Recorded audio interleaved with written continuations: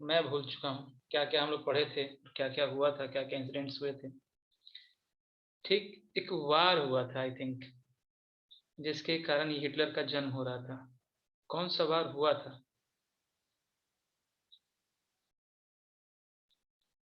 Sir first world war. First world war कब हुआ था? ये फर्स्ट वर्ल्ड वार 1914 से 1918। 1914 to 1918। 1918, ठीक है।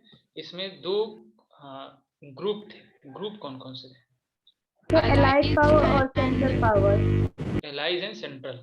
एलाइज एंड सेंट्रल ही ना, कि Yes, sir. Axis and Yes. Central? Sir alive and central. Allies. इसमें ऑस्ट्रिया हंगरी वगैरह का नाम आया था ही ना। Yes, sir. और नवंबर 1918 में ये युद्ध जो था, ये वार जो था वो खत्म हो गया था। ठीक, किसी का ईयरफोन जो होगा सही से वर्क नहीं कर रहा है, हेडफोन ईयरफोन जो भी आप लगाए होंगे, थोड़ा बहुत उसमें इको आ रहा है, ठीक ना।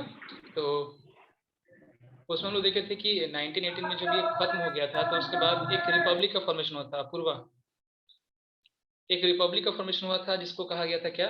कौन सा Republic? Weimar Republic. Weimar Republic. ठीक, वीमर रिपब्लिक के फॉर्मेशन के बाद कुछ और इंसिडेंट चेंज हुए थे, कुछ और घटनाएं हुई थी। और फिर आप लोग पढ़े होंगे क्या कि कुछ नए नए पार्टीज आए थे। कौन सी पार्टी आई थी? Communist party. नहीं, नाजी नाजी पार्टी तो हिटलर के द्वारा बने। कौन सी पार्टी आई थी? Communist party of sir Germany. Communist party of Germany. Spartacist league. Spartacist league. Spartacist league, league. हाँ।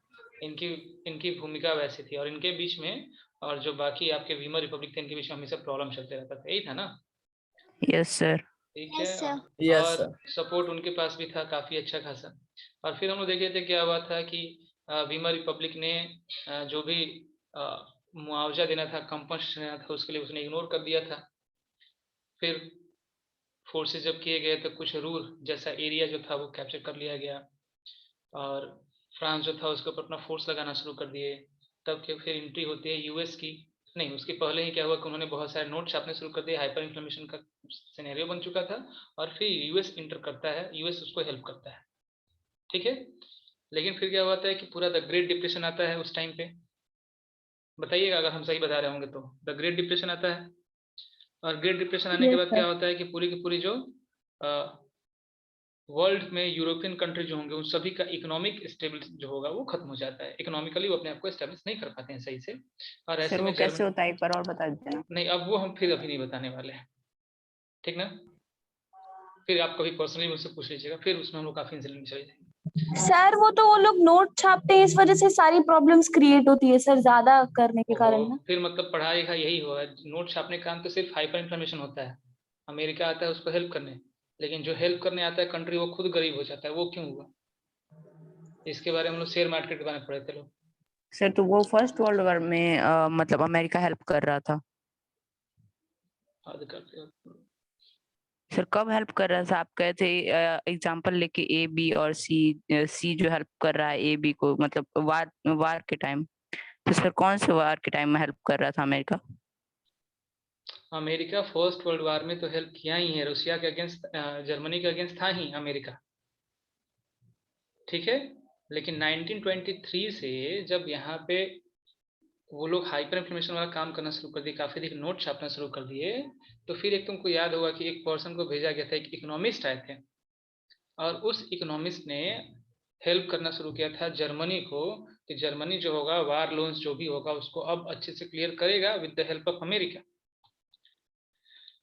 तुम लोग कमाल कर रहे हो।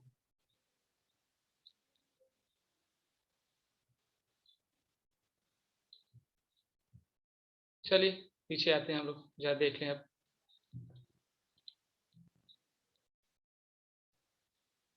चलिए यहाँ पे देखिए, यहाँ पे एक स्टेटमेंट लिखा गया है, eventually the Americans intervened and build Germany out of the crisis by introducing a Davis plan. ये डेविस इकोनॉमिस्ट थे वहाँ के, which rework the terms of preparation to ease the financial burden of German.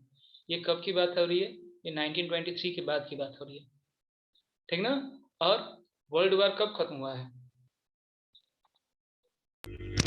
1918. Ayushi Sharma से 1918. हाँ, आयुषी शर्मा से जो होगा वो साउंड जो होगा वो थोड़ा वाइब्रेट कर रहा है, ध्यान देना।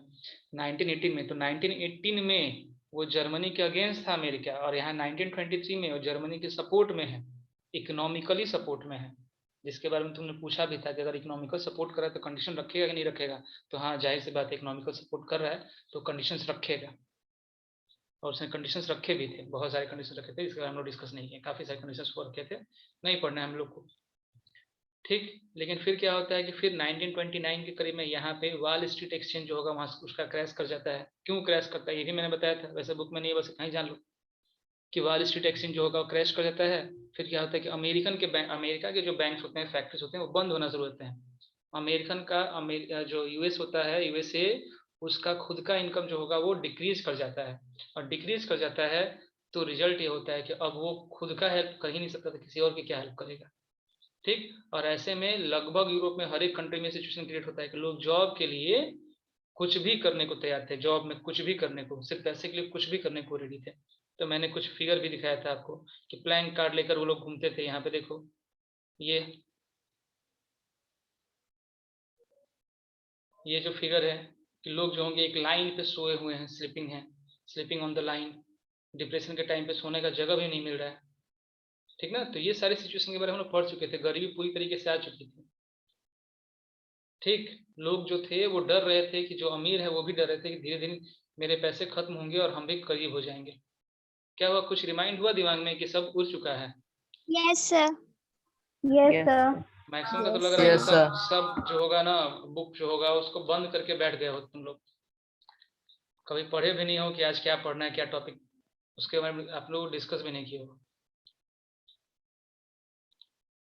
तो अमेरिकन 1923 में जर्मनी के पास इकोनॉमिकली उसको हेल्प करने जाता है, अपने फॉर्मूलेस भेजता है, और वहीं पे 1918 में उसने क्या किया था कि उसने युद्ध को खत्म ही किया था, वो रशिया की तरफ से लड़ने के लिए आया था, ठीक।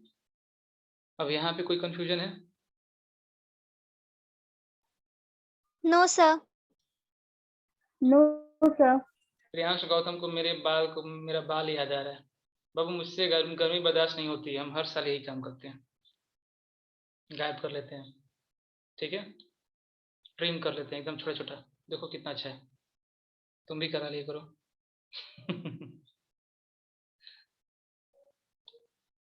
और कुछ नहीं ना, ठीक है, ओके। तो अब देखते हैं हम लोग Hitler rise to power. Hitler जो होगा पावर की तरफ आता है, पावर पे कैसे उसको पावर मिलेगा उसको हम लोग डिस्कस करने जा रहे हैं, ठीक। तो कुछ मैंने आपको बताया था, हिटलर का date of birth, date of death यहाँ सामने लिखा हुआ है। 1889 20 अप्रैल को उसका जन्म हुआ, और 30 अप्रैल 1945 को उसकी मौत हो गई। मौत कहाँ पे हुई थी? आइलैंड में,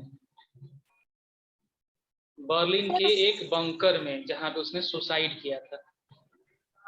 सर वो और गोबल्स सर दोनों की फैमिली सुसाइड कर ली थी। हाँ जी, दोनों के, ठीक है। तो हिटलर के बारे में हमको पढ़ना है।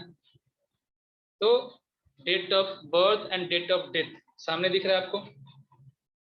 उसके पिताजी का नाम था एलोयस हिटलर, और उसकी माता का नाम था कार्ला पोल्स। ये भी मुझे याद है किसी ने पूछा था कि ओ के ऊपर डबल डॉट क्यों है, ठीक।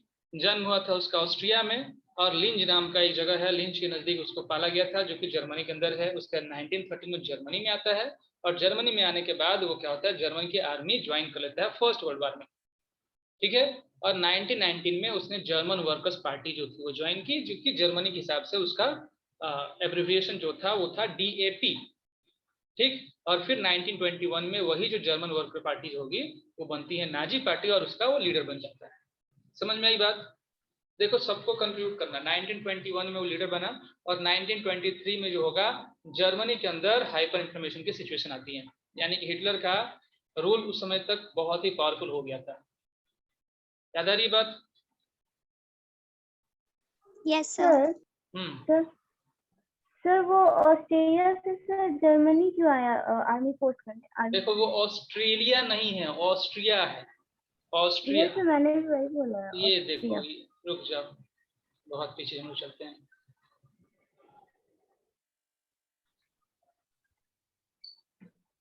सबसे फर्स्ट मैप कहाँ है? ये तुमको जर्मनी जो दिख रहा है ना? Yes sir. ये जो जर्मनी है ये ऑस्ट्रिया है एंड पर्सिया है, ठीक ना। जर्मनी जो है पुराने जमाने में इसको ऑस्ट्रिया प्रोशिया जो होंगे ये वहाँ पे प्रोशिया दिख रहा है, ठीक। Yes, sir. तो ये सब कंबाइंडली मिलकर जर्मन का फॉर्मेशन किया है, जर्मनी का। जर्मनी जो बना था तो उसका रूलर भी प्रूशिया का किंग था। दो कंट्री थे पास्ट में बहुत ही पावरफुल, ये हम लोग पढ़ेंगे नेशनलिज्म इन यूरोप में क्लास 10th में। ऑस्ट्रिया एंड प्रूशिया दोनों आपस में फाइट करते थे, लेकिन फिर क्या होता है प्रूशिया उसको अपने कंट्रोल में कर लेता है, और फिर क्या होता है कुछ वैसे लैंग्वेज जो वहाँ पे जर्मन जो होगा, जर्मनी पूरा का पूरा जर्मन को कंट्रोल कर लेता है वो, ठीक है। तो ये इसीलिए Okay, sir.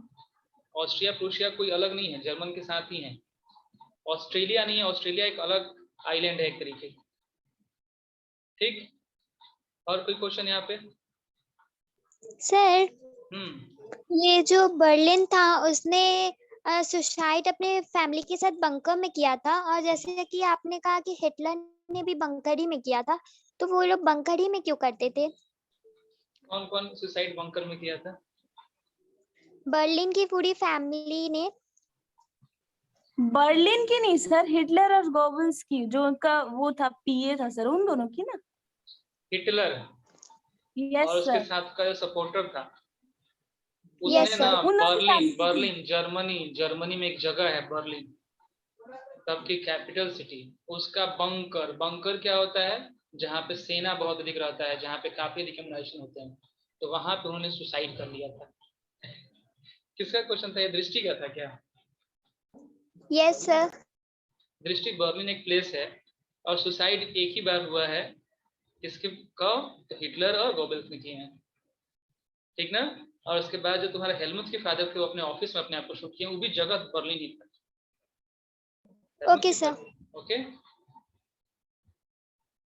तुम लोग एक बार थोड़ा सा बुक का रीड डालिए करो, थोड़ा बहुत गूगल कर सकते हो, थोड़ा बहुत क्लास के बाद ना एकदम गूगल कीजिएगा, और आज की क्लास के बाद तो बिल्कुल गूगल कीजिएगा, हिटलर के बारे में पढ़िएगा, ठीक है। चलिए, तो हिटलर रोज टू पावर, ये हम लोग को पढ़ना है। देखिए हम लोग उसका जन्म वगैरह देख लिए, अब इसको हम लोग बुक के थ्रू आते हैं। बुक के थ्रू क्या होता है, तो एक तरह से होगा इकोनॉमिकल क्राइसिस चल रही है, समझ में आ रही बात? इकोनॉमिकल क्राइसिस क्या, Yes, sir. ठीक है। Yes, sir. पॉलिटिकल जो होगा वो क्राइसिस चल रहा है, सोसाइटी जो होगी वो फॉर्म हो ही नहीं रही। और ऐसे में क्या होता है कि इसी टाइम पे ये जो उथल पुथल चल रही है थ्रू आउट द सोसाइटी, इसी टाइम पे रोज में आता है, पावर में कौन आता है, तो हिटलर आता है, ठीक है। अब हिटलर के बारे में जो बुक में दिया गया है, डेट ऑफ बर्थ नहीं दिया गया, बस 8 ईयर दिया गया, बोर्न इन 1889 ऑस्ट्रिया, और जो इसकी बचपन होती है ना वो गरीबी में बीतता है, ठीक है। गरीबी में इसका बचपन बीतता है। इसके भाई बहन जो होंगे उसको भी माल न्यूट्रिशन के चलते न्यूट्रिशन नहीं मिला, उनकी मौत भी हो जाती है। इनके फादर कोई ज्यादा अमीर आदमी नहीं थे, ठीक। फर्स्ट वर्ल्ड वॉर में ये आदमी आता है, आर्मी ज्वाइन करता है, और फर्स्टली जो होगा इसको बनाता है मैसेंजर, समझ में आ रही बात ना, मैसेंजर बना। मैसेंजर के बाद फिर इसको प्रमोट किया गया, एक और पोस्ट मिला, उसमें बना वो कॉर्पोरल, और कॉर्पोरल बनने के बाद क्या हुआ कि इसको अवार्ड्स मिले, क्योंकि ये काफी ब्रेवरी के साथ, काफी मजबूती के साथ लड़ाई करता था, ठीक। जर्मनी की हार हो गई फर्स्ट वर्ल्ड वॉर में, खत्म कर चुके हम लोग यहाँ तक, जर्मनी की हार हो गई, ठीक है। हार होने के बाद एक पूरा का पूरा ये फ्यूरियस का मतलब गुस्सा भी होता है, डर भी होता है, ठीक ना। तो जो ट्रीटी हुई है वर्साइल में उससे वो और घबराया हुआ है, डरा हुआ भी है, गुस्से में भी है, और ऐसे में उसने ज्वाइन कर लिया डीएपी, जो हमने पढ़ा था, जर्मन वर्कर्स पार्टी, समझ में आ रही बात? अब उसने क्या किया है कि जर्मन वर्कर्स पार्टी को नाम बदल दिया उसको, और नाम बदलने के उसको कहा कि ये कहला जाएगा National Socialist German Workers Party, National Socialist German Workers Party. Party bold में नहीं है, उसको भी कर लीजिएगा, और लेटर यही पार्टी जो थी that was known as Nazi party. तो नाजी क्या है, नाजी एक तरह का पॉलिटिकल ऑर्गेनाइजेशन है, समझ में आ रही बात? कोई problem? Sir, corporal means? Corporal post है, जैसे कॉर्पोरल मतलब होता है कि तुमको अगर तुम्हारे बॉडी में हम पिटाई करें ना तो उसको कॉर्पोरल पनिशमेंट देते हैं, शारीरिक दंड। तो वैसे ही कॉर्पोरल लोग जो होंगे ना वो काफी मिलिट्री में एक स्ट्रॉन्ग पोस्ट होता है, ठीक ना, थोड़े से क्रूएल लोग जो कि किसी को जल्दी पनिश कर दें, तो पोस्ट है। नहीं हम लोग यहाँ होता है ना कि ये है ब्रिगेडियर है, ये जो होगा ये सर्जेंट है, तो वैसे ही कॉर्पोरल एक पनिशमेंट है, सॉरी पोस्ट है, समझ में आ रही बात? Yes, sir. ठीक है। तो पार्टी उसने ज्वाइन किया था जर्मन वर्कर्स पार्टी, जिसको बाद में रीनेम किया गया national social German Workers party, और उसी को कहा गया Nazi party. Is it clear?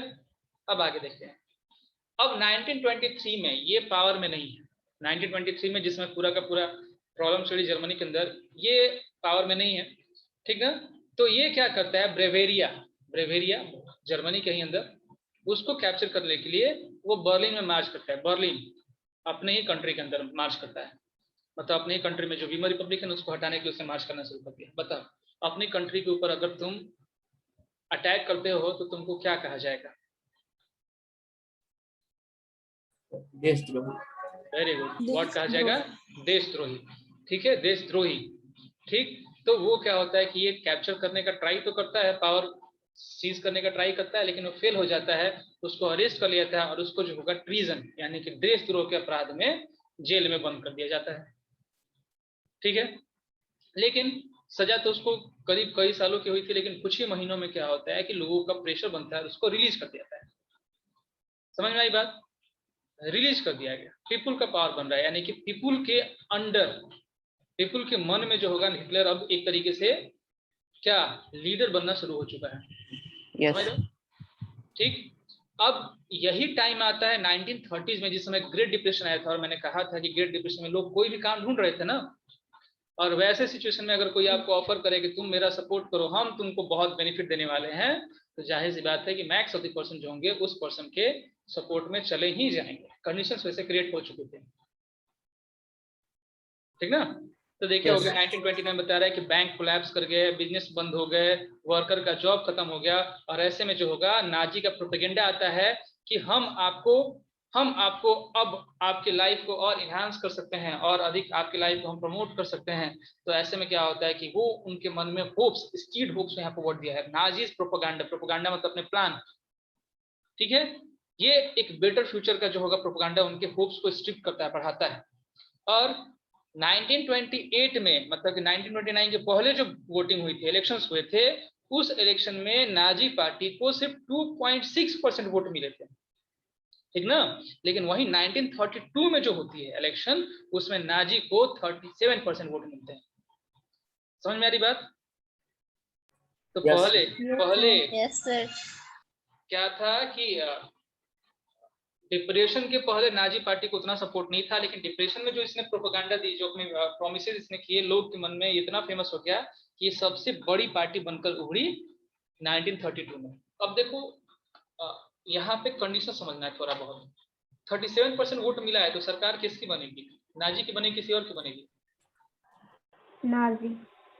Sir अगर दूसरे का ज्यादा होगा तो मतलब किसी 50 और से की ज्यादा होगा, बनेगी। बन सकता है नाजी दूसरे यहाँ पे सिचुएशन कुछ अलग था। हम लोग की तरफ मेजोरिटी वाला सरकार वाला सिचुएशन नहीं था। यहाँ पे अगर 3 पार्टियां अगर लड़ रही है ना जर्मनी में, तो 3 पार्टी में अगर 10% वोट ए को मिले, 50% वोट जो होगा वो बी को मिला, चलो 60% मान लेते हैं, 60% वोट जो होगा बी को मिला, और 30% वोट जो होगा वो किसको मिला? सी को मिला, ठीक ना।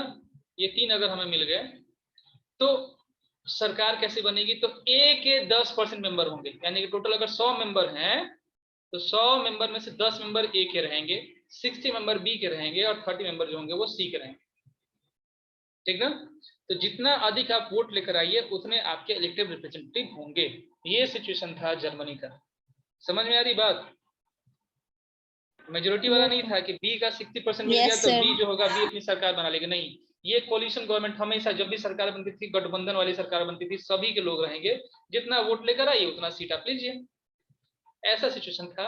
तो उसको जो 37% वोट मिला, किसको? नाजी को। तो बाकी सारी पार्टियों को जो होगा वो 37% से भी कम वोट मिला 1932 वाले इलेक्शन में, 37% से भी कम वोट। अब सबसे बड़ी पार्टी बन गई उनमें से, मतलब मान के चलो 10 पार्टियां थी, 10 पार्टी में सबसे बड़ी पार्टी कौन हो गई? तो सबसे बड़ी पार्टी हो गई नाजी पार्टी। अब जो हेड होता है वो हेड उसी पार्टी का होता है ना जिसको सबसे अधिक वोट मिला हो। Yes sir. इसका लीडर, इस पार्टी का लीडर कौन है? हिटलर। Adolf Hitler. देखो ये आ गया हिटलर, ठीक ना। ये फिगर हमको दिखाए थे। तो हिटलर जो थे वो हिटलर अब हो गए leader of Nazi party. Nazi party. तो उनको प्रेसिडेंट बुलाते हैं। कौन प्रेसिडेंट? तो हिडेनबर्ग। प्रेसिडेंट कौन होते हैं? जो कि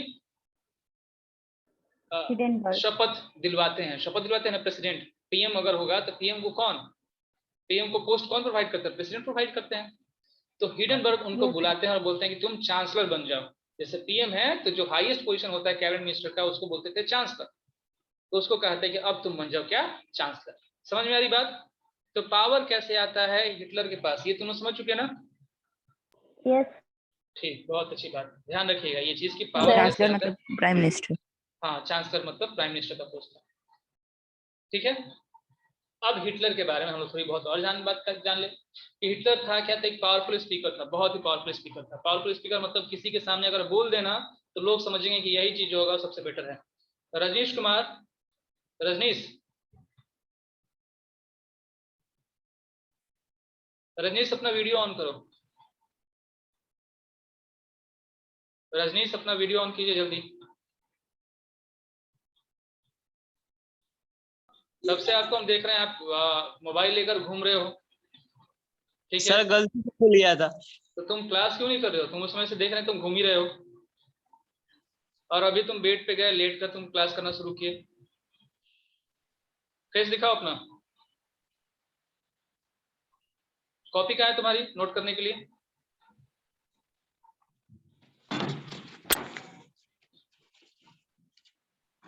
हाँ, सभी के सभी टोटल 40 आउट ऑफ 40 पार्टिसिपेंट जो भी यहाँ प्रेजेंट है, 39 होंगे। सभी सुन रहे हो ना? यस यस क्लास खत्म होने के बाद विद इन 20 मिनट्स जो भी नोट्स आप लिखोगे वो सारे के सारे मेरे व्हाट्सएप पे आ जाना चाहिए। जिसका भी व्हाट्सएप पे नहीं आएगा, सबका, कोई लिंक वगैरह नहीं, डायरेक्टली मेरे व्हाट्सएप पे आप लोग सेंड करोगे पीडीएफ फॉर्म करके, इन पीडीएफ फॉर्मेट। ठीक है। और सभी के, आज का नोट। हाँ, आज के नोट्स, आज जो हम लोग पढ़ने वाले हैं। ओके। ठीक। और सभी का जो नोट्स बिगिन करेगा वहां पे स्टार्टिंग में आपका नाम होना चाहिए। आज के आज आप लोग करेंगे। Is it clear? Yes sir. Class खत्म Yes, होने के बाद sir. आपको 15 मिनट्स का टाइम मिलता है, गैप मिलेगा। उस 15 मिनट्स के अंदर मेरे पास नोट्स, नेक्स्ट क्लास शुरू होने के पहले मेरे पास सबके नोट्स आ जाने चाहिए। यस अनन्या, बोलिए। सर एक पॉइंट है इसमें लिखा था कि जब इयर्स ऑफ डिप्रेशन चल रहा था तो नाजी पार्टी होप्स लेके आई थी, तो उसमें उसने जो पीपल थे उसमें उसने उसको क्या क्या बताया था, या फिर जो जो मतलब जो अनएम्प्लॉयड थे उनको कैसे यहाँ देखो, एम्प्लॉयड यहाँ देखो क्या कराया था। क्या बताया गया था, वही हम लोग देखने जा रहे हैं, क्या बताया गया था। तो Hitler was a powerful speaker, ये क्लियर हो गया? समझ में आ रही बात कि हाँ, जहाँ पे भाषण दे लोग उसके तरफ हो जाएंगे। ठीक है। और उसके जो वर्ड्स होते हैं उसने लोगों को एक साथ जोड़ना शुरू कर दिया। अभी प्रॉमिस क्या करता है? ये बोलता है कि हम एक बहुत ही स्ट्रांग नेशन का फॉर्मेशन करेंगे। मतलब इतना स्ट्रांग नेशन होगा जिसको कोई नहीं हरा सकेगा। हमारे पास पावर काफी अधिक होंगे। जो भी वर्साय के अंदर इनजस्टिस किया गया है, ठीक है, जो भी वर्साय के अंदर इनजस्टिस किया गया है वो सभी इनजस्टिस को हम खत्म करने वाले हैं। यानी कि हमारे साथ जो भी अन्याय हुआ है उस अन्याय का हम बदला लेने वाले हैं। ठीक है। वर्साय की संधि के बाद जर्मनी का नाम जो होगा डिफेम हो चुका है। जर्मन पीपल की कोई डिग्निटी नहीं बची है, तो हम सबकी डिग्निटी जो होगी वापस लेकर आएंगे। ठीक। लोग इससे खुश होंगे कि नहीं होंगे? होंगे। होंगे। Yes sir. ठीक। सर ये सारी प्रॉमिस तो वो भी पार्टी कर सकती है जो अभी प्रेजेंट में वहां पर बिल्कुल चल कर रही सकती है, बिल्कुल कर सकती है, लेकिन ऊपर की पार्टी जो ऊपर जो आपने पढ़ा ना उसके ऊपर कभी प्रॉमिस नहीं कर सकती है। जो भी जब तक तुम करो कि इनजस्टिस को खत्म करेंगे, डिग्निटी ऑफ पीपल लेकर आएंगे, वो लेकर नहीं आएंगे। और तब भी क्या होता है कि अगर कोई पार्टी तुम्हारे पास 10 साल से काम कर रही हो और अगर सही से वर्क ना करे और एक रिबेलियन पार्टी आ गई तो जाहिर सी बात है कि आपका उसके सामने सपोर्ट चला जाएगा। फॉर एग्जाम्पल आम आदमी पार्टी आई ना दिल्ली में, यस तो जो प्रोमिस उसने किए वही प्रोमिस बाकी सभी पार्टीज ने भी किए। ठीक। लेकिन फिर भी वो पार्टी आई कि नहीं आई? इलेक्ट हुई, क्योंकि लोगों को उस पर नया पे भरोसा था। अब देखो उस समय क्या होगा, जिस उस समय की डिमांड थी उसने प्रॉमिस किया कि हम एम्प्लॉयमेंट देंगे। एम्प्लॉयमेंट जिसके लिए लोग दर दर भटक रहे थे, रोजगार चाहिए भाई, काम देंगे, आपको प्रोवाइड करेंगे, आपका फ्यूचर सिक्योर कर लेंगे। ठीक है। और हमारे कंट्री के ऊपर जो फॉरेन इन्फ्लुएंसेस चलते हैं उसको भी हम लोग खत्म कर लेंगे। और प्लस जितने भी षड्यंत्र होते हैं, कॉन्स्पायरेसीज होती हैं अगेंस्ट जर्मनी, ये सबको हम खत्म करेंगे। कौन ये कह रहा है? हिटलर। हिटलर के प्रोमिसेस, ये फुल पेज में हिटलर के प्रोमिसेस हैं। और देखो हिटलर के प्रोमिसेस इतने ताकतवर कि लोग जो होगा वो हिटलर को अपना देवता मान ले। हिटलर जो था अपने रिस्पेक्ट के लिए एक अलग तरीका सा हे हिटलर बुलवाता, जैसे हे मैगम्बो था ना वैसे, ठीक है। देखिए लोग सैल्यूट वगैरह कुछ नहीं करते थे, ऐसे हाथ करके हिटलर का स्वागत किया जाएगा। दिख रहा है आप लोग को? हैंड आपको स्ट्रेट कर लेना है, और ये होगा हिटलर को रिस्पेक्ट करने का तरीका। हिटलर को ग्रीट कैसे करना है ये तरीका था, ठीक है। समझ में आ रही बात? तो चलो जरा यहाँ पे नोट डाउन कर लो, आपके नोट सब रेडी हो चुके हैं अब तक का। तो यहाँ से आप लोग को नोट डाउन करना है कि first world war act as messenger, ठीक है, देन बिकम अ कॉर्पोरल, और फिर गॉट मेडल्स। फिर उसके बाद 1919 ज्वाइन जर्मन वर्कर्स पार्टी, और फिर renamed national Socialist German Workers party. ठीक, समझ में आ रही है? जल्दी से इसको नोट डाउन कर लीजिए।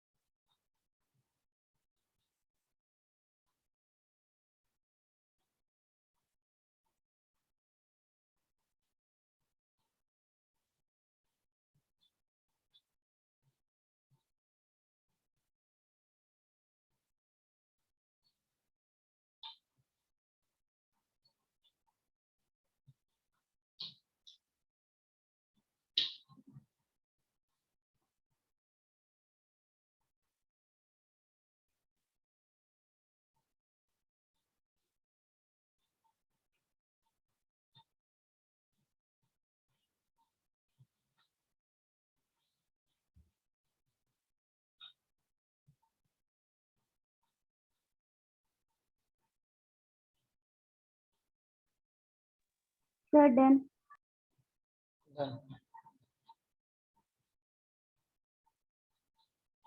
नेक्स्ट, सभी बोल्ड लिखना है आपको, बोल्ड वाले ही नोट डाउन करने हैं।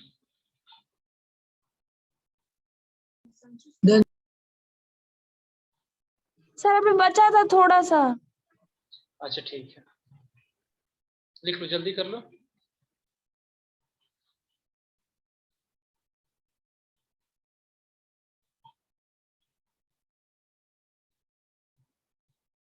Sir done.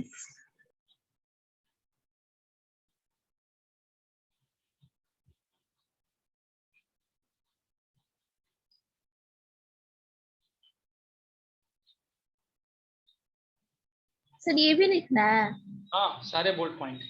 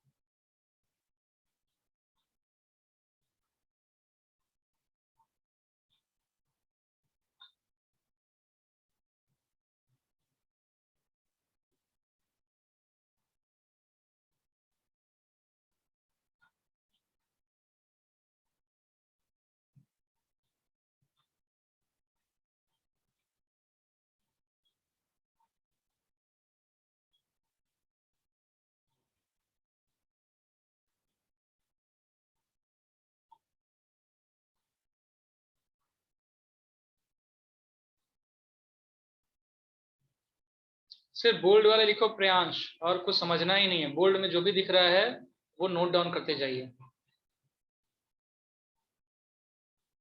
Sir done. No sir. Done.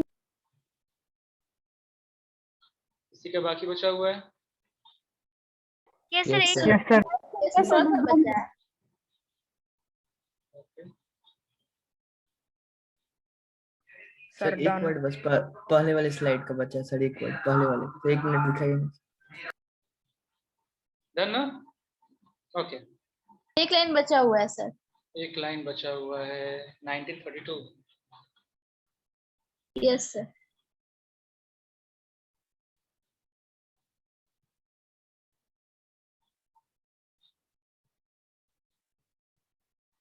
Done. जिसका पीछे का छूटा हुआ था please note it down. Yes sir, हो गया। हो गया? Okay, next. Yes sir. Promises of Hitler, topic डाल सकते हो आप लोग, promises of Hitler.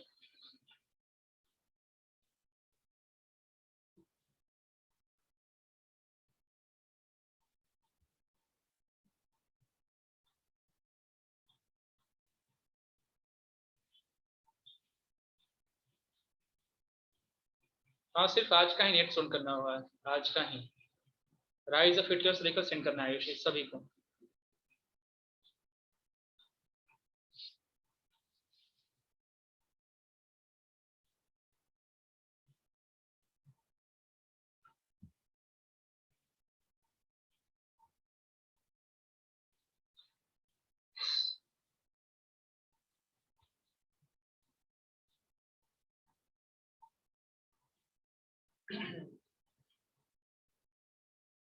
Sir promises of Hitler अगर टॉपिक डालेंगे तो सर पावरफुल स्पीकर, ये तो प्रॉमिस नहीं हो सकता। अरे प्रोमिसेस ऑफ हिटलर के अंदर सारे के सारे प्रोमिसेस ही थोड़ा लिखे आते हैं, ऐसा बिल्कुल नहीं होता है। क्वेश्चन पूछे थे what was the promises of Hitler, तो तुम बिल्कुल उसमें कर सकते हो।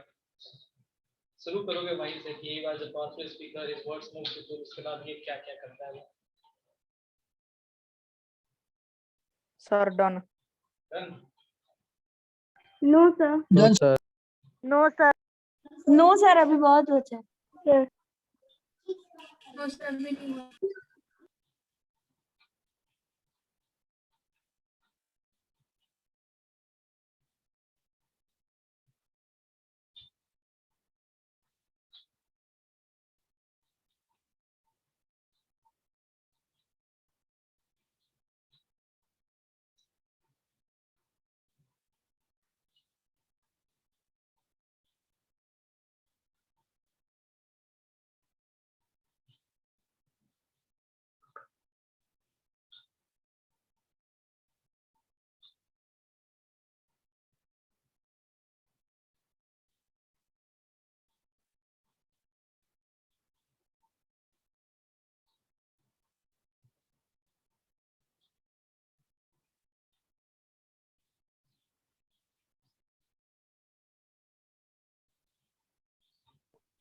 Done sir.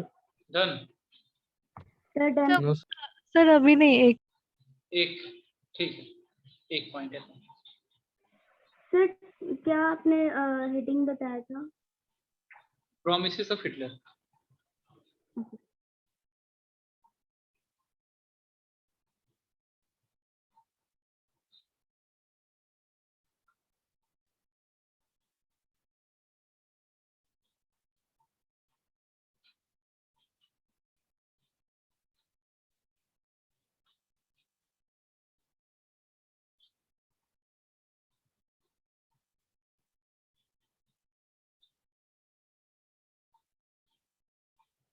Sir last point एक बार फिर से समझा दीजिएगा। रेसिस्ट ऑल फॉरेन कॉन्स्पायरेसीज, कॉन्स्पायरेसीज का मतलब होता है षड्यंत्र, तो उसको वो रोकेगा। कोई भी अब षड्यंत्र नहीं कर पाएगा। Okay sir. ओके, साजिशों का वो मुंह सर। तोड़ जवाब देगा। ये डन आपको सर। देखो भी। Done sir. Done sir. Okay, तो अब थोड़ा देर रेस्ट कीजिएगा लोग, और अब समझते हैं हम लोग क्या करें। तो देखो, अब जो हिटलर है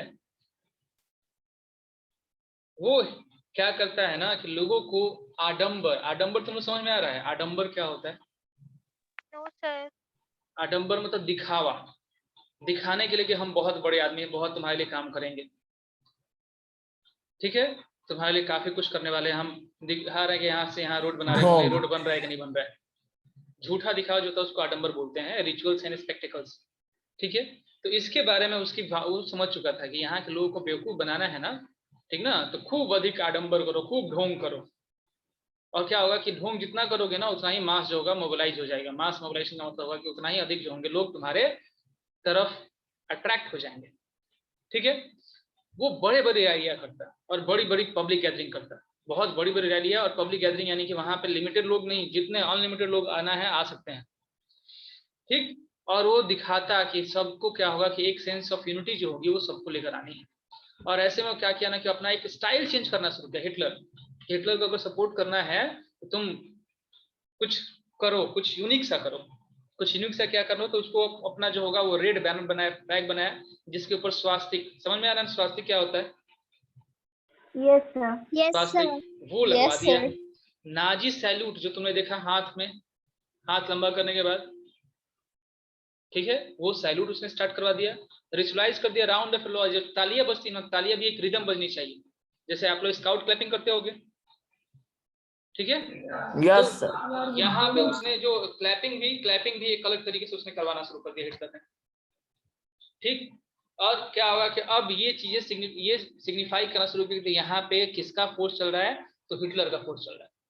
यहाँ के जो मैक्सिमम लोग हैं वो किससे क्या कहते हैं, किसकी तरफ अट्रैक्टेड हैं, तो हिटलर की तरफ अट्रैक्टेड हैं। हिटलर से जो होंगे वो बहुत अधिक उसको वैल्यू कर रहे हैं, ठीक। उसके बाद नाजी की जो प्रोपेगेंडा थे, नाजी के जो व्यूज थे, उसके अंदर हिटलर को एक मसीहा बना दिया गया। मसीहा समझ में आ रहा है ना? मसीहा उसको दिखाया गया कि यही आदमी जो होगा Yes, sir. तुमको बुराई से अच्छाई की तरफ लेकर जा सकता है। और लोगों के मन में अब ये इमेजिनेशन आने लगा कि धीरे धीरे जो होगा, जो भी उनका प्राइड खत्म हुआ है, जो डिग्निटी उनकी खत्म हुई है, जो भी इकोनॉमिकली वो बुरे हो जा रहे हैं, बर्बाद हो रहे हैं, वो सब चीज वापस लेकर आने वाला है। और ये वापस लेकर कौन आएगा? कौन लेकर आएगा? हिटलर। सही है, हम दिखावा कर रहे हैं कि हम आपको जो होगा सब कुछ करेंगे, और आप बात मेरी मानने वाले हो। क्लियर हुई बात? ठीक। अब ध्यान दो कि हिटलर बनता है, पावर में आता है। अभी तक तो वो सबको अट्रैक्ट करा था, लेकिन पावर में आने के बाद तुरंत वो डेमोक्रेसी को ही खत्म करता है। पढ़े हो ना डेमोक्रेसी? डेमोक्रेसी को खत्म करता है। क्या क्या करता है तो याद होगा कि हिडेनबर्ग जो थे, हिडेनबर्ग उसको बुलाए थे कि आ जाइए और आप कौन सा पोस्ट लीजिए? चांसलर। Chancellorship. ठीक है। तो 13 जनवरी 1933 को प्रेसिडेंट हिडेनबर्ग उसको ऑफर करते हैं चांसलरशिप, ठीक। उसके बाद वो अपने बहुत सारे रैलियां करता है। रैली करने के बाद जो होगा, अब वो चांसलर बनता है और शुरू करता है उसी तरीके से। चांसलर बनने के साथ ही डेमोक्रेसी को खत्म करना, डिसमेंटल करना, तोड़ना शुरू कर देता है, ठीक।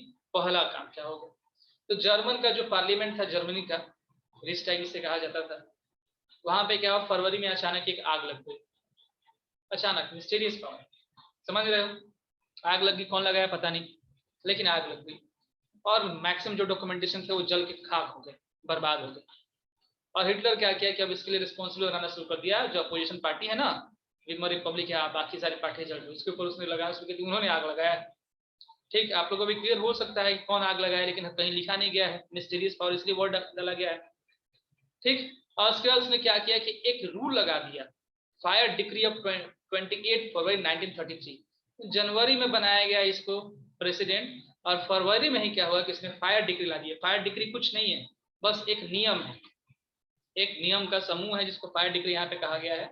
और लगाने के बाद वो क्या किया कि सभी के सिविक राइट, जो तुम्हारे से होता है ना, तुम्हारे फंडामेंटल राइट है, वो छीन लिया गया एक इनडिफिनिट टाइम के लिए। कोई टाइम लिमिट नहीं, लेकिन हाँ कुछ समय तक ये सस्पेंडेड।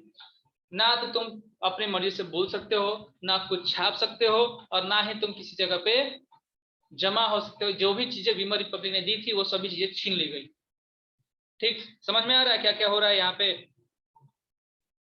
Yes, sir.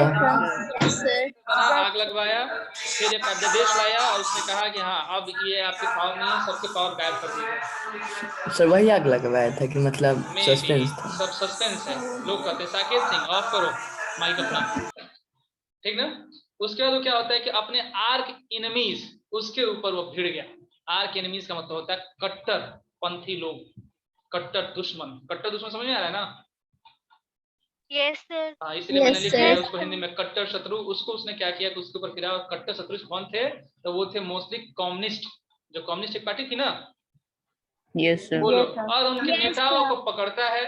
और भाई साहब नेता लोग चलिए कहाँ पे, तो एक कैंप बनाया, कंसंट्रेशन कैंप, ताड़ा बंद चारों तरफ से, जो होगा ना बिजली के तार होते थे, बीच में एक घर होगा, ठीक है, उस घर में उनको लेकर लॉक करना शुरू कर दिया।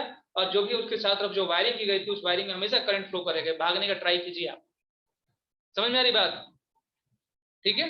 और ऐसे Yes, उसने sir. रिप्रेस करना शुरू कर Yes, दिया, sir. किसको? बाकी जो पार्टियां चल रही थी उसको रिप्रेस कर दिया। अब कोई अपोजिशन पार्टी भी नहीं बची है, ठीक ना?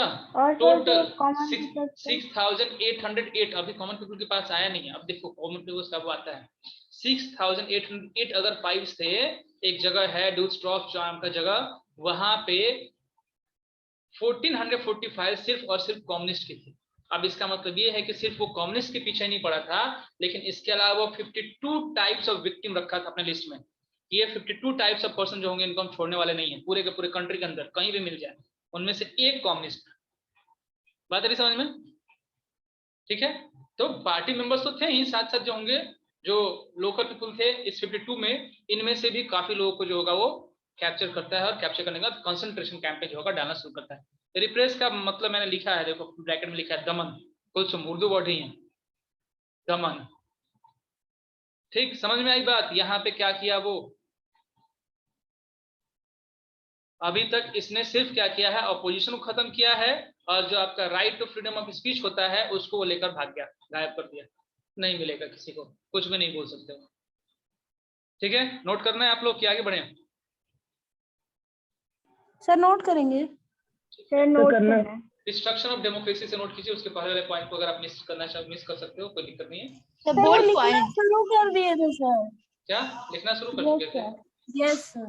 तो लिखिए new style of politics in डालकर। सर केवल बोल्ड लाइंस लिखना है ना? हाँ हाँ, सिर्फ बोल्ड लाइंस लिखना है, पूरा नहीं लिखना है, पूरा तो बुक ही मिल जाएगा आपको।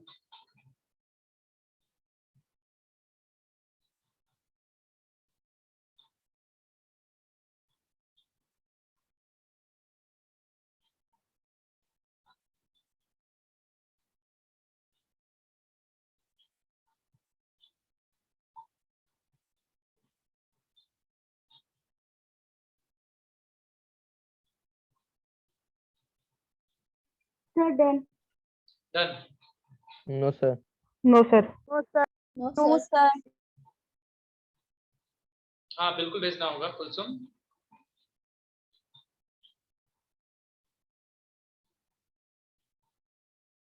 डन। डन। ओके। Sir, रुक जाइए. सर रुक जाइए। तो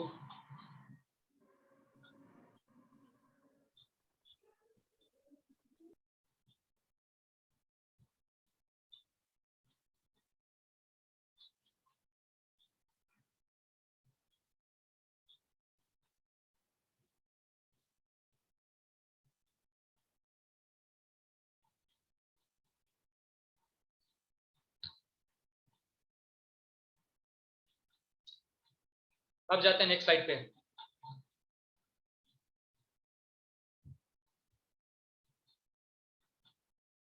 heading the destruction of democracy.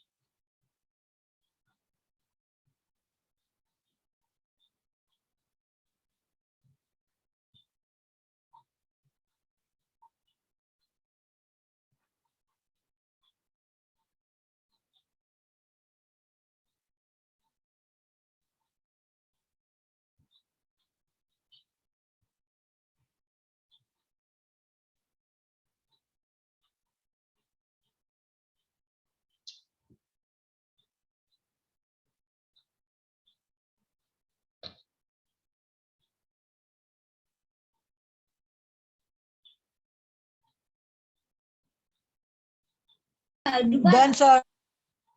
No sir, एक minute. No sir, no sir.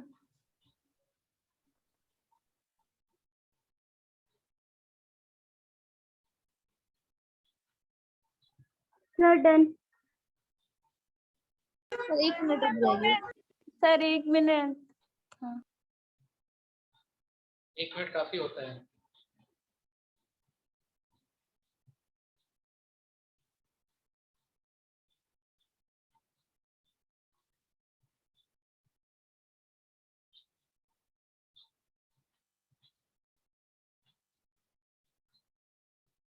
Done sir.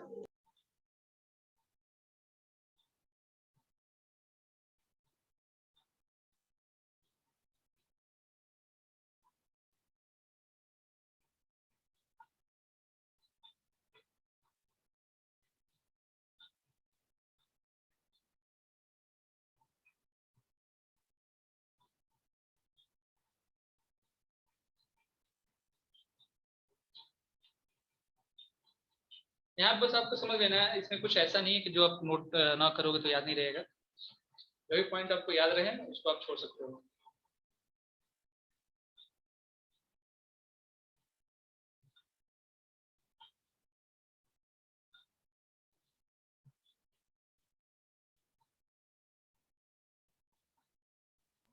Sir, sir जो जो पॉइंट छूट गया है सर उसको हम उसके लिए सर प्लेस छोड़ देंगे और जो लिखे हैं सर वो आपके पास भेज देंगे। ठीक।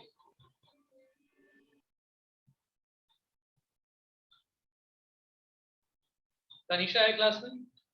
तनिषा? Yes sir. तुम्हारे कोई डाउट नहीं आ रहा तनिषा? तो वो एक्चुअली खुद से भी रिवाइज नहीं किया था सब प्रोजेक्ट के लिए, एक बार खुद से रिवाइज करूंगी तो। Sir done. अब देखो कहानी तो अब तक समझ में आ चुकी है। यहाँ पे हमने सिर्फ पढ़ा कम्युनिस्ट के बारे में, कम्युनिस्ट के साथ वो कैसे बिहेव कर रहा है हिटलर। कम्युनिस्ट जो कि उसका एक मेन जो होगा वो शत्रु है, मेन जो होगा उसका इनिमी है। ठीक, अब देखिए वो क्या होता है कि मार्च में, ये तो 20 फरवरी में जो होगा वो लेकर आया था फायर डिक्री, लेकर आया था ना हिटलर। Yes sir. अब मार्च के बिगिनिंग में ही एक नया लॉ लाता है, इसको बोलते हैं इनेबलिंग एक्ट। इनेबलिंग एक्ट का मतलब होता है, इनेबल का मतलब होता है तुमको पावर देना, ठीक है, तुमको एबल बनाना। जैसे कि तुम लोग सुने होगे ना कि हमारे कंट्री में डीमोनेटाइजेशन हुआ था, ये तो सबको पता होगा। तो डीमोनेटाइजेशन करने के लिए ना संसद में बैठने की जरूरत नहीं थी, एक अध्यादेश होता है, ठीक है। मतलब क्या होगा, कैबिनेट मिनिस्टर में एक डिसीजन ले लिया जाएगा और उसी डिसीजन पे जो होगा लोग अपना काम करना शुरू करते हैं, और कैबिनेट मिनिस्टर में वही डिसीजन लिया जाता है जो कि पीएम कहता है, पीएम से करता है, ठीक। तो वो क्या होता है कि 3 मार्च 1933 को इनेबलिंग एक्ट लेता है, और यही इनेबलिंग एक्ट जो होगा वो डेमोक्रेसी से कन्वर्ट कर दिया उस कंट्री को डिक्टेटरशिप के अंदर, ठीक ना। उसने क्या किया कि जितने भी पावर होते हैं पार्लियामेंट को उसको साइड कर दिया, पार्लियामेंट जो पार्लियामेंट का पावर था उसको सीज कर दिया। ये एक्ट पास भले ही पार्लियामेंट में हुआ था लेकिन पार्लियामेंट का पावर सीज हो, ठीक है। और political parties except Nazi party सबको बैन कर दिया गया, ट्रेड यूनियन नहीं बनेगा, ठीक ना। और उसने पूरी की पूरी कंट्रोल बना ली किस पे, तो इकोनॉमी पे, मीडिया पे, आर्मी पे एंड जुडिशियरी पे। समझ लीजिए कंडीशंस क्या क्रिएट कर रहा है, समझ रहे हो, ठीक है। एक एफिलिएट जारी करेगा, एफिलिएट का मतलब अध्यादेश, एक एफिलिएट जारी किया और जारी करने के बाद अब वो डिसीजन लेगा। उसने कह दिया, एक अध्यादेश दिया, आज डिसीजन लिए हैं कैबिनेट मीटिंग में ये काम करना है तो यही काम करना है, उसके अपोजिशन में कोई भी नहीं आ सकता है, ठीक। और अब जुडिशियरी भी, इकोनॉमी भी, मीडिया भी, सब के सब उसके अंडर आ चुके हैं, उसके बिना कोई काम नहीं करने वाले हैं। कौन सा एक्ट आया है ये, कौन सा एक्ट आया? Enabling act. उसके बाद अब देखो इनेबलिंग एक्ट आया है तो लोग तो उसके अगेंस्ट में जाएंगे, जाएंगे ना। यस अंदर फिर से एक बार व्यूज क्रिएट होंगे कि ये जो होगा ये हमको आया था तो बचाने के लिए, लेकिन ये तो डिक्टेटरशिप कर रहा है, ये तो डेमोक्रेसी बिल्कुल नहीं, हमारे सारे पावर छीन लिया। तो अब इसको भी कंट्रोल करने का उसने उपाय सोच लिया। हर जगह सिर्फ और सिर्फ जो होगा हिटलर जो होगा ना उसको प्रमोट किया जाएगा, उसकी बड़ाई की जाएगी, कोई भी उसे क्रिटिसाइज नहीं कर सकता है। सर ये भी लिखना है? लिखना है, अभी रुक जाइए, रुक जाइए, ठीक ना। तो क्या हुआ कि उसने क्या किया कि हर जगह अपने सर्विलेंस के लिए, स्पेशल सर्विलेंस के लिए सिक्योरिटी फोर्सेस लगा दी हर जगह, ठीक, जिसको कंट्रोल करना है।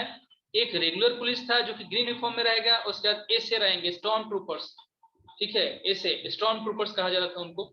और इसके अंदर गेस्टापो नाम का स्टेट सीक्रेट स्टेट पुलिस रहेगा जो कि मतलब नॉर्मल यूनिफॉर्म में मूव करते रहा। एसएस प्रोटेक्शन स्क्वाड रहेंगे, क्रिमिनल पुलिस रहेंगे, सिक्योरिटी सर्विस रहेंगे। और ये सब के सब करेंगे क्या, तो चेक करेंगे कि कोई हिटलर विरोधी काम तो नहीं कर रहा है, हिटलर के अगेंस्ट कोई तो नहीं जा रहा ना। इस पीछे भी हिटलर के अगेंस्ट अगर आप दे रहे हो तो फिर क्या किया जाएगा कि आपको ले जाएगा एक टॉर्चर चेंबर में, ठीक है, एक टॉर्चर चेंबर में लेकर जाएंगे, वहां पे आपको खूब अच्छे से टॉर्चर करेंगे, ठीक है।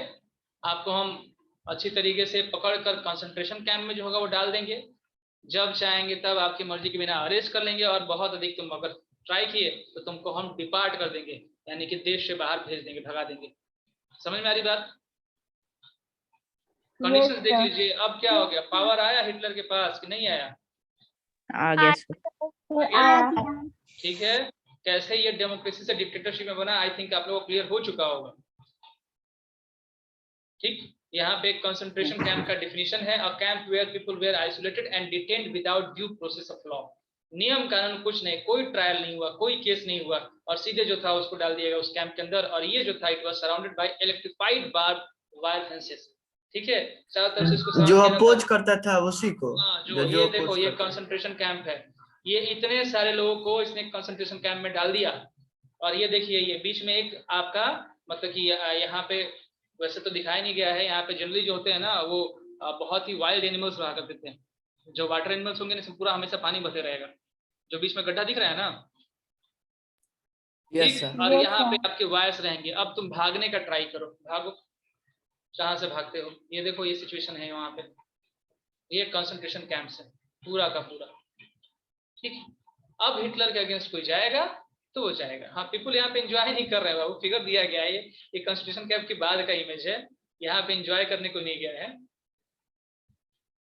यहाँ पे इन लोगों को बोला था कि हम तुमको शुद्ध करने के लिए लेकर जा रहे हैं, अभी तुम देखना शुद्धि कैसे होती है, अभी तो बहुत कुछ बाकी है,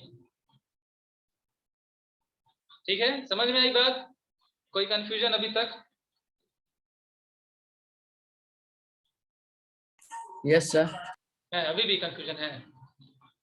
हाँ बोलिए। नो सर, हम बोले क्लियर है, बोले क्लियर है। ओके, अपूर्वा। यस सर, एक डाउट है सर। जैसे सर आपने बताया कि हिटलर के अंदर मतलब मीडिया मतलब उसके अंदर थी, हिटलर के अंदर। तो सर अगर हिटलर कुछ मतलब गलत काम करता है तो उसके सिटीजन्स को तो नहीं पता चलेगा, क्योंकि वो खुद ही मतलब मीडिया को बिल्कुल नहीं मालूम अपने चलेगा, अंदर ले लिया था। बिल्कुल तो मालूम नहीं सर चलेगा, उसी के सिटीजन्स मतलब उनके अगेंस्ट नहीं जा सकते हैं ना, नहीं जा सकते हैं। क्योंकि वो मीडिया उनके अंडर है। वो कुछ भी मतलब टीवी पे उसके वही सेवा चीज में वो होता है। दिखाएगा जो कि जिससे लोग उसकी तरफ अट्रैक्ट हो जाएं।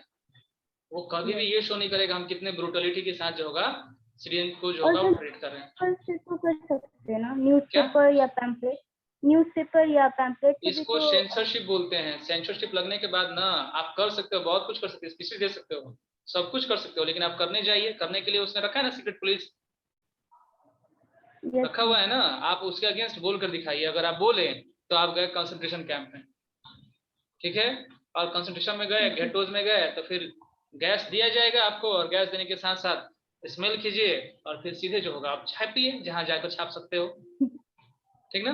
तो ये कंडीशन उसने क्रिएट करके रखा था। कोई जर्मन का पीपल तो उसके अगेंस्ट जा ही नहीं सकता था, और इतना पावरफुल था, इतना अधिक वो अपना डिक्टेटरशिप जो होगा तानाशाही चला चुका था कि अगर पूरा का पूरा ग्रुप भी क्रिएट हो जाए ना, ठीक ना, तो ग्रुप भी क्रिएट होने के बाद उसके अगेंस्ट कोई कुछ नहीं कर सकता, ठीक। यस चलिए नोट करना है आप लोग को क्या क्या किया है वो इनेबलिंग एक्ट से।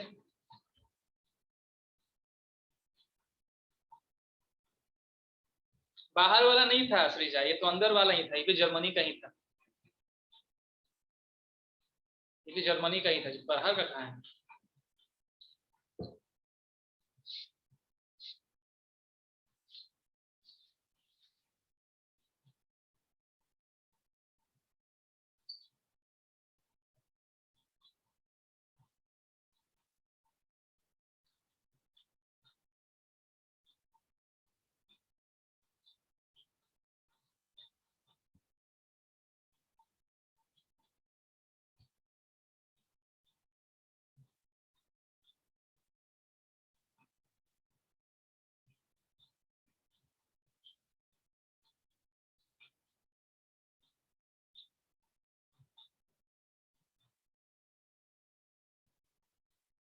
Done. No sir. No, sir. Yes, sir. Yes sir. Yes sir. पूरा कोई और डाउट है आपको क्या? Sir, थोड़ा सा बचा है। पीछे कीजिए ना, थोड़ा सा बचा सर हुआ पीछे है। कीजिए ना। Three.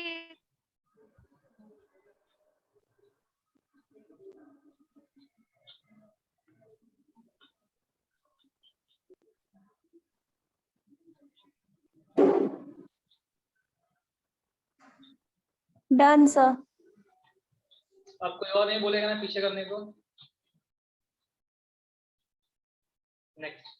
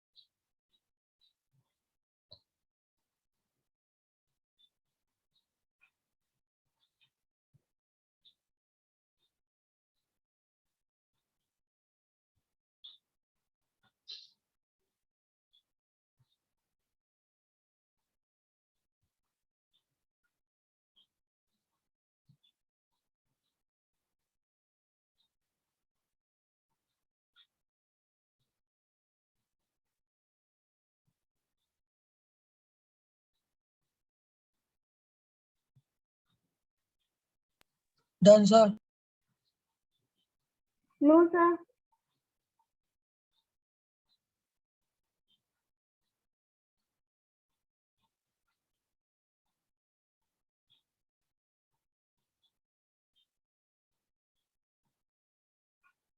Sir hmm. Sir last point में लिखा है arrested without any legal procedures, मतलब जैसे कि अभी अगर तुमको अरेस्ट करना होगा मुझे या पुलिस को, तो तुम बोलते हो ना अरेस्ट वारंट चाहिए होगा, डिमांड करते हो ना?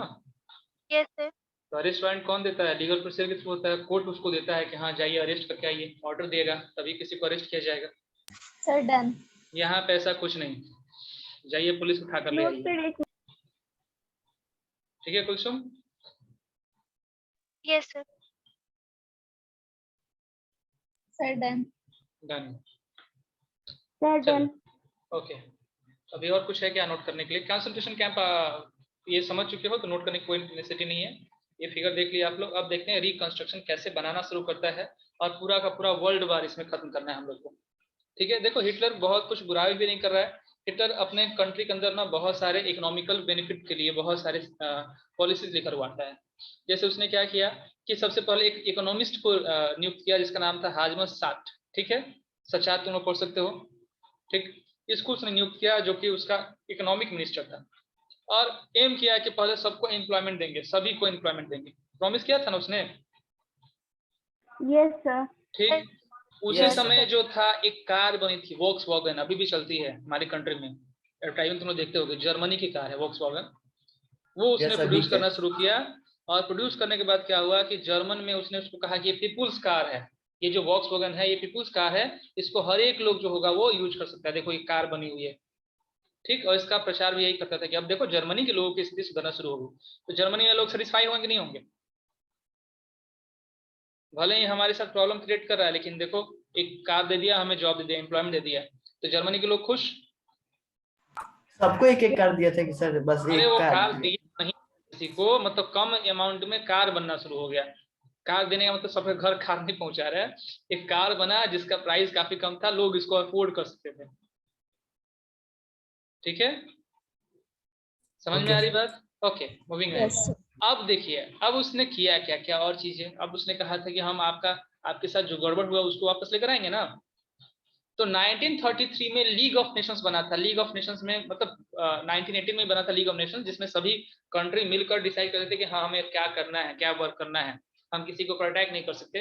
तो ये क्या करता है 1933 में लीग ऑफ नेशंस से त्याग पत्र देता है कि हम उसके मेंबर नहीं है, ठीक, ताकि नेशन सब इसके ऊपर कोई दबाव नहीं डालेंगे। समझ में आ रही बात?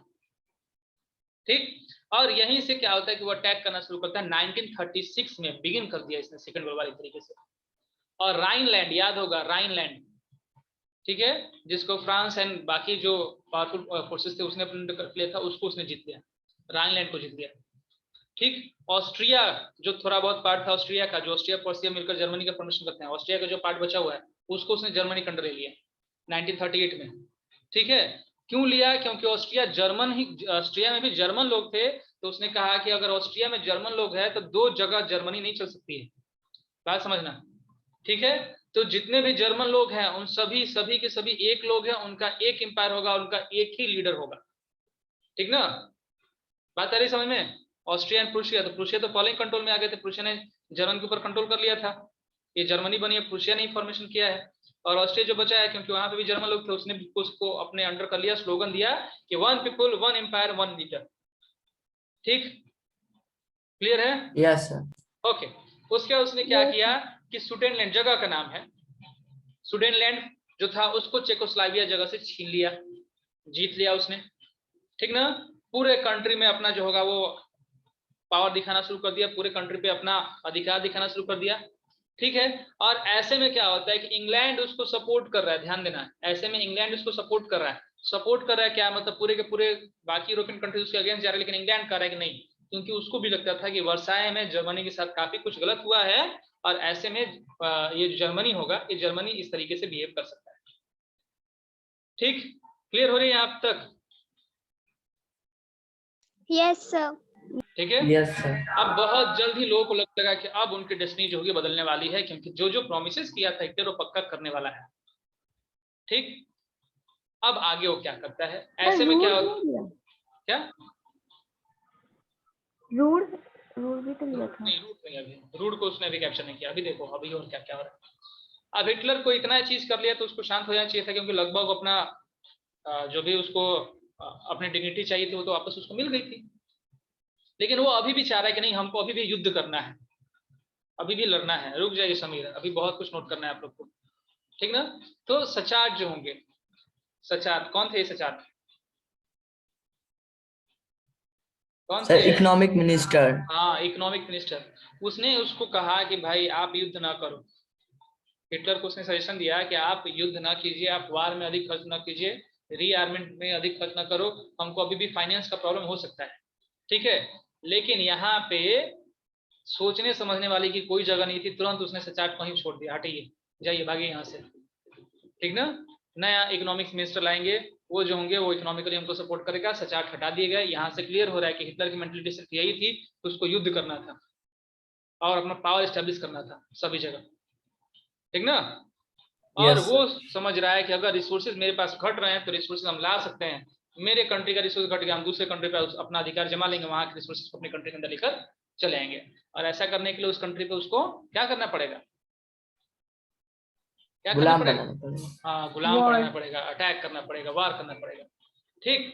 अब बिगनिंग, जो वर्ल्ड वार कब से माना जाता है? 1914 39 से बनाता है ना, इसके पहले 36 से उसने अपने स्टेप्स दिखाने शुरू कर दिए हैं। 39 में क्या हुआ कि जर्मनी जो था वो पोलैंड पे अटैक कर देता है, और इस टाइम पे पोलैंड पे जो अटैक करता है इसका युद्ध शुरू हो गया उस पर अटैक करने के साथ ही विथ फ्रांस एंड इंग्लैंड, और बिगिन हो गया सेकेंड वर्ल्ड वॉर। ठीक ना, पोलैंड पे उसने आक्रमण किया और फ्रांस और इंग्लैंड उसके अगेंस्ट आ गए। अब बड़े बड़े कंट्रीज आ चुके हैं लड़ने के लिए, अब वर्ल्ड वॉर बिगिन कर दिया। और फिर क्या होता है, ये अकेला कंट्री, लेकिन 1940 में ये एक ट्रिपरटाइट त्रिपक्षीय 3 कंट्रीज के साथ एक ट्रीटी साइन करता है, जिसमें थे कौन कौन, तो जर्मनी थे, इटली थे और जापान थे। इसमें कहा गया कि हम एक दूसरे को सपोर्ट करेंगे, ठीक ना, एक दूसरे को हम सपोर्ट करेंगे। उसमें जापान एक बड़ी कंट्री बन के उभर रही थी, जापान के पास काफी पावर था। इटली जो होगा उसने लगभग फ्रांस के आर्मी को हरा चुके थे इटली, ठीक ना। तो इधर अब पावर बढ़ना शुरू हो गया, इधर 3 बड़ी कंट्री आ गई, जर्मनी, इटली एंड जापान। समझ में आ रही बात? Yes sir. और 1940 में Hitler was the pinnacle of his power, यानी कि वो अपने पावर के चरम पे था। मैक्सिमम पावर अगर हिटलर के पास कभी आया है तो वो कौन सा ईयर हो रहा है, 1940। फिर अब आगे देखो ये फिगर जो होगा कौन कौन एरिया को कर रहा है, मैप में मुझे फिगर मिला नहीं तो मैं उसको नहीं लगाया, ठीक। अब क्या होता है कि 1940 तक तो ठीक ठाक था, लेकिन बेवकूफ की एक गलती होती है कि वो 1941 में, पोलैंड भले ही रशिया के अंडर था लेकिन रशिया अभी तक बीच में कुछ बोल नहीं रहा था, 1941 में इसने क्या किया कि रशिया के ऊपर ही, सोवियत यूनियन के ऊपर ही अटैक कर दिया। और इसको इसकी सबसे बड़ी बेवकूफी मानी जाती है, हिस्टोरिक ब्लंडर लिखा गया है, ठीक ना। इसको माना जाता है कि ये हिस्टोरिक ब्लंडर था, किसके लिए, हिटलर के लिए, ठीक। क्योंकि उन्हें पता नहीं था कि रशिया वाले फाइटर्स कैसे हैं।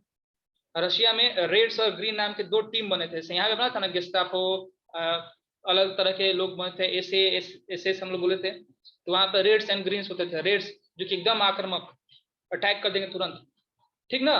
तो जब वो उसके ऊपर अटैक किया तो फिर एक तरफ से ब्रिटेन उसके ऊपर बॉम्बिंग कर रहा है, एक तरफ से सोवियत बॉम्बिंग कर रहा है, फ्रांस लगा ही हुआ ही है, ठीक। अब ये पूरी तरीके से घिर चुका, पूरे तरीके से घिर चुका। अब क्या होता है कि सोवियत की जो रेड आर्मी थी इसके पूरे आर्मी को तोड़ते हुए भगाते हुए चले जाती है जर्मनी के स्टालिनग्राड एक जगह था, वहां पे जर्मनी के फोर्सेस को भगाए, और भगाने के बाद वो लोग बर्लिन तक घुस गए। समझिएगा, रशिया बर्लिन तक घुस गया। अब 1940 में सबसे सुपीरियर कौन था, हिटलर। हिटलर। और 1941 में हिटलर को कौन हराने आ गया, रशिया। रशिया। रेडार में। इस कारण से रशिया क्योंकि आ गया, और रशिया ने एक बड़े पावर को हराना शुरू कर दिया था, बड़े पावर के ऊपर उसका फोर्स हो गया। तो अब सबको मान लिया कि हमारा लीडर कौन है, तो रशिया ही है, ठीक है। और रिजल्ट क्या होता है कि रशिया का पावर लगभग अगले 5 सालों तक बना हुआ रहता है। बात समझ में आ रही है? यस। ठीक है, ये युद्ध के बारे में हम लोग पढ़ रहे थे। ऐसे में क्या होता है कि यूएसए जो कंट्री था, जो कि देख चुका था युद्ध करने में कोई बेनिफिट होने वाला नहीं है, वो अपना हाथ खड़ा किए हुए है, अलग ही है। यूएसए को तुम मैप पे देखोगे बिल्कुल अलग है, वो अपना हाथ खड़ा हुआ है कि हम युद्ध में जाने वाले नहीं है। क्योंकि युद्ध में जाने के बाद हम देखे थे मेरे पास ग्रेट डिप्रेशन आ चुका था, बहुत अधिक खर्चे हुए थे, तो बाकी कंट्री लड़े लेकिन हमको कोई मतलब नहीं है। लेकिन जापान नाम का एक कंट्री था जो उसकी नाक में दम करने का सोच रहा था, ईस्ट में, पूरब में वो पावर अपना बढ़ाने का ट्राई कर रहा था, ठीक ना। तो उसने क्या किया कि इंडो चाइना जो था, फ्रेंच इंडो चाइना, उसको उसने कैप्चर कर लिया। और जो पैसिफिक ओशियन, आप लोग समझ रहे हो ना, पैसिफिक ओशियन, उसमें यूएसए का एक नेवल बेस था। नौसेना जो होगी ना, नेवल बेस का मतलब होता है वहां पे उसके सैनिक जो होंगे जाकर स्टे करेंगे, ठीक है। उसके ऊपर उसने अटैक करने की प्लानिंग कर ली। किसने, जापान। जापान ने। अब जापान ये कर रहा है, किसके सपोर्ट से करेगा, हिटलर के, रशिया। करेगा ना, हिटलर के ना। जापान, इटली और जर्मनी, ये 3 एक साथ है ना, रशिया तो अगेंस्ट है। यस है, यस, ठीक ना। तो हिटलर के सपोर्ट से उसने क्या किया, गया और पर्ल हार्बर जो था वहां पे उसने बॉम्बिंग करना शुरू कर दिया, ठीक है। पर्ल हार्बर जहां पे नेवल बेस था, किसका, यूएसए का, ठीक है। और यूएसए क्योंकि अलग एरिया रहा है, वहां पे डेवलपमेंट काफी तेजी से हो रहा था, तुरंत वो एंटर करता है वार में और गिराता है बॉम्ब हिरोशिमा पे। सुने हो ना, यस। हिरोशिमा पे आता है, बॉम्ब गिराता है, जापान का पावर खत्म, और उसके बाद तुरंत ही सेकेंड वर्ल्ड वार भी खत्म, ठीक है। तो सेकेंड वर्ल्ड वार में ब्रीफ में क्या हुआ और कैसे खत्म हुआ, क्लियर हो चुका आप लोग को? Yes sir. पोलैंड के ऊपर इसने अटैक किया, सेकंड वर्ल्ड वॉर बिगिन किया और हिरोशिमा के ऊपर बॉम्बिंग हुई, सेकंड वर्ल्ड वॉर खत्म हुआ और खत्म होने के साथ ही हिटलर वगैरह जो थे वो गायब हो चुके हैं। यस रिजा बताइए। सर गूगल किए थे हम हाँ। थोड़ी देर पहले, नहीं सर इसके पहले क्लास में वाले में हम हाँ, गूगल बोलिए। किए थे। तो सर इतना लंबा तो सर नहीं दिया था, लेकिन बस उसमें ये छोटी सी चीज दी थी कि हिटलर एक गलती किया था, वो था कि वो रसिया और ब्राजील दोनों ही बड़ी कंट्री के साथ फाइट एक साथ ही ले लिया था, इस वजह से वो पूरा डिस्ट्रॉय हो गया। इसीलिए यहाँ पे इसने क्या किया ना, इस बुक में सिर्फ आपको रशिया के बारे में डिस्कस किया है, ठीक ना। रशिया पे अटैक करना, जो भी बड़े पावर रशिया के ऊपर अटैक किया है ना, वो बर्बाद हुए। चाहे नेपोलियन आएंगे आपके, फ्रांस में पढ़े था नेपोलियन भी जब रशिया के ऊपर अटैक करता है खत्म होता है, और हिटलर भी जब रशिया के ऊपर अटैक, क्योंकि रशिया का जो टेम्परेचर है ना वो बहुत कूल है, बहुत ठंडा है रशिया। और अगर आप अपनी आर्मी को भेजते हो ना, तुम्हारी आर्मी वहां पे सस्टेन ही नहीं कर पाएगी उतने कोल्ड टेम्परेचर में, लेकिन वहां के लोग सस्टेन कर जाएंगे, उनको तो वो यूज्ड टू डू है उसके, ठीक। तो बड़ा कॉज यही होता है। ये तो बात हिटलर को और नेपोलियन को सर पता तो होगी ही, फिर भी ये लोग इतनी बड़ी गलती क्यों कर दी? इतनी बड़ी गलती इसलिए करते हैं क्योंकि जब महत्वाकांक्षा बढ़ती है ना, जब डिजायर आपके बढ़ता है ना, तो आपको लगता है कि हाँ सबसे अधिक पावर मेरे ही पास है, और आप अंडर एस्टिमेट करते हो सामने वाले के पावर को। अगर तुम किसी के ऊपर अटैक कर रहे हो तो जाहिर सी बात है तुम्हारे माइंड में यही होगा कि तुम उसको हरा सकते हो, कभी ये नहीं होगा कि तुम उससे हार जाओगे, ठीक है। और रशिया जो था ना वो एक एग्रीकल्चर कंट्री था, रशिया के बारे में हम लोग पढ़ेंगे, यहाँ पे एग्रीकल्चर अधिक होता था, यहाँ के लोग जो युद्ध करने पे यार ध्यान देते नहीं थे। लेकिन हाँ 1914 में जब रशिया की हार होती है, 1914 में जर्मनी ने रशिया को बहुत बुरी तरीके से हराया था, भले यूएसए आया था तो उसने बचा लिया, ठीक। 1914 में रशिया पूरी के पूरी तरह से बर्बाद हो रहा था फर्स्ट वर्ल्ड वॉर के अंदर, तो उसके बाद उसने अपने पावर को बहुत ही अच्छे से इन्फ्लुएंस करके उसने बड़ा कर दिया था, पावरफुल कंट्री बन चुका था। और यहाँ पे जर्मनी को आने के बाद तो सबको यही मान लिए कि रशिया जो होगा वो रशिया ही सबसे पावरफुल कंट्री है। भले ही कुछ ही समय के बाद यूएसए जो होगा यूएसए बन चुका, यानी कि 1945 में आने के बाद जब यूएसए हरा देता है ना, ठीक है, तो उसके बाद से यूएसए जो था वो मोस्ट पावरफुल कंट्री के रूप में गिना जाने लगा, फिर दोनों के बीच में आपस में प्रॉब्लम होना शुरू हो गया। वर्ल्ड वॉर में हारने के बाद वो हिटलर खुद को सुसाइड कर लिया। हाँ, वर्ल्ड वॉर में हारने के बाद हिटलर खुद की सुसाइड कर ली। हिरोशिमा पे यूएसए बॉम्ब गिराता है, ये तुम पढ़े होगे, Hiroshima and Nagasaki. Yes sir अभी भी वॉर का इफेक्ट है ना हिरोशिमा पे? हाँ, अभी भी इफेक्ट होता है, ठीक है। तो युद्ध हुआ, ये युद्ध तो आप लोग समझ चुके, ठीक। नेक्स्ट क्लास जो हम लोग का होगा मंडे को, ठीक है, ये मंडे को जो हम लोग क्लास होगा उसमें अब हम देखेंगे कि ये कंट्री के अंदर लोगों के साथ कैसे बिहेव करता था, ध्यान देना। फिर हम लोग इसी टाइम पीरियड को पढ़ने वाले हैं, कब से, तो 1931 से लेकर 1945 के टाइम पीरियड में हिटलर क्या क्या करता है उसी को हम लोग फिर से पढ़ेंगे। अभी हमने पढ़ा कंट्री के बाहर क्या हो रहा था, अब हम लोग पढ़ेंगे कंट्री के अंदर क्या हो रहा था। क्लियर है बात सबको? Yes sir. ठीक है, ये जो 3 पेजेस है मैं अभी तुरंत अपलोड कर दे रहा हूँ आपको, तुरंत, ठीक। लेकिन आप लोग जो अब तक नोट किया उसको तुरंत मुझे नोट सेंड कर दीजिए जल्दी, क्लास ओवर कर रहे हैं। Okay sir. Sir league of nation में से कोई भी कंट्री मतलब कि मेंबर बन सकती है और हट सकती है? देखो, हटना आपके हाथ में होता है, बनना आपके हाथ में नहीं होता है। लीग ऑफ नेशन के मेंबर बनने के लिए तो कोई तो हेड होता होगा ना कि ये कंट्री लीग ऑफ नेशन की मेंबर बनेगी। हाँ बिल्कुल, एक तो एलिजिबिलिटी कौन होती है, decide करता एक एलिजिबिलिटी होती है, जैसे कि आपको यूनाइटेड नेशंस का अगर मेंबर बनना है ना, तो एलिजिबिलिटी होगी कि हाँ यही कंट्री जो है यूनाइटेड नेशन का मेंबर बन सकता है। और अगर आप उसके रूल रेगुलेशंस को फॉलो नहीं करेंगे आपको वहां से एग्जिट करना होगा। अगर आप ग्रुपिंग करते हो ना कि हाँ हमको एक ग्रुप बनाना है कि हमारे स्कूल का एक ग्रुप होगा, तो हर कोई इसका मेंबर नहीं बन सकता, लेकिन उसका मेंबर जब चाहे तब उसको छोड़ के हट सकता है, इस्तीफा दे सकता है, ठीक ना। तो वैसे ही था। और उसमें जो हेड कंट्रीज थे वो हेड कंट्रीज वही थे आपके एलाइज के, एलाइज जो थे वो हेड कर रहे थे। Is it clear? Class over करें क्योंकि आप लोग का टाइम ऑफ हो चुका है, जल्दी ही तुरंत दूसरा क्लास शुरू होगा। Bye bye. सर आज दूसरा क्लास नहीं है। दूसरा क्लास नहीं है आज? Yes sir. नो सर, तब तो मुझे हम और लंबा ले सकते थे क्लास को। यस सर, ये सर पढ़ाइए। नहीं अब छोड़ते हैं, ठीक है, बाय बाय। सर नोट्स को आपके व्हाट्सएप नंबर पे सेंड करना है। हाँ व्हाट्सएप नंबर पे सेंड करना है मुझे तुरंत, with in 50 minutes. Okay sir. एक बार आप दो ग्रुप पे नंबर है मेरे मैसेज कर व्हाट्सएप के, दीजिएगा। आप 343 लास्ट में होगा, एडमिन में दिखेंगे आपको, वो ले लीजिएगा, या फिर 1313 लास्ट में होगा, उस पर आप व्हाट्सएप कीजिए जल्दी। शुभम। Okay sir.